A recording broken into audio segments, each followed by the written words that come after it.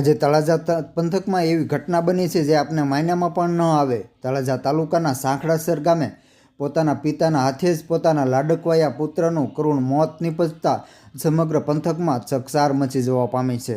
સાંખડાસર ગામે પિતાના હાથે પુત્રનું મોત થતાં આ ઘટનાની જાણ થતાં પોલીસ કાફલો પણ ઘટના સ્થળે દોડી ગયો હતો। આ બાબતે સંપૂર્ણ વિગતો સાથે વાત કરીએ મિત્રો તો ભાવનગર જિલ્લાના તળાજા તાલુકાના સાંખડાસર ગામે રહેતા રૂપાભાઈ ગમારા નામના માલધારી પોતાનો અસ્થિત મગજ ધરાવતા પુત્રને કેફી પદાર્થ પીવાની આદત પડી હોય।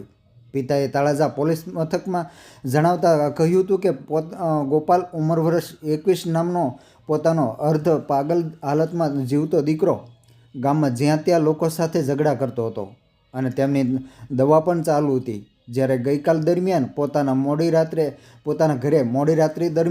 પોતાના ઘરે આવી પૈસા મને કેમ નથી આપતા તેવું કહી ભૂંડા બોલી ગાળો બોલવા લાગેલ અને ગોપાલે તેમના પિતા ઉપર લાકડી વડે હુમલો કરેલ।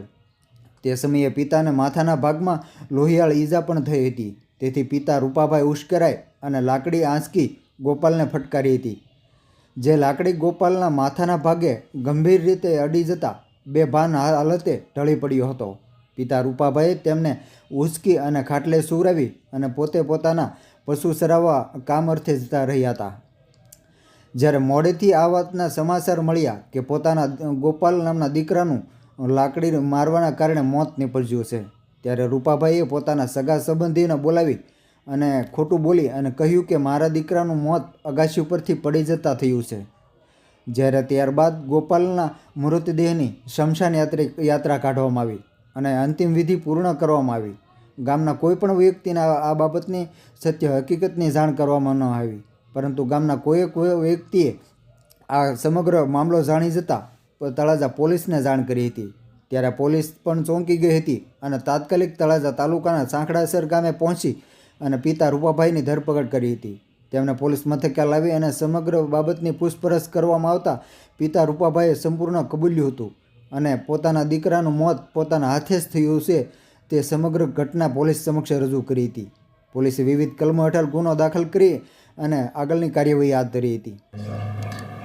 हूँ विजय सिंह गुजर, एएसपी हूँ। अभी मैं तलाजा पुलिस स्टेशन का इंचार्ज हूँ और कल हमने एक गुनाह दाखिल किया 302, 201 और 202 आईपीसी में। रूपा भाई वसराम भाई गमारा है, उन्होंने 3 तारीख को आपस में झगड़ा हुआ उनके अपने बेटे के साथ सुबह, और इसमें उन्होंने अपने बेटे को लाठी से मार दिया और उसकी डेथ हो गई। बाद में हमें इन्फॉर्मेशन मिली और कल हमें सूचना मिली, हमने तपास की और कल उसकी एफआईआर हुई है, तो अभी उसकी जांच जारी है। उसकी अटैक की है सर, धरपकड़ की है? हाँ, अभी वो हमारे कस्टडी में ही है, लेकिन अभी तक अरेस्ट नहीं किया है, क्योंकि अभी गाइडलाइंस के अनुसार पहले कोरोना टेस्ट होना है अरेस्ट से पहले, तो उसके बाद पहले कोरोना टेस्ट कराएंगे, उनके बाद उसको अरेस्ट करेंगे।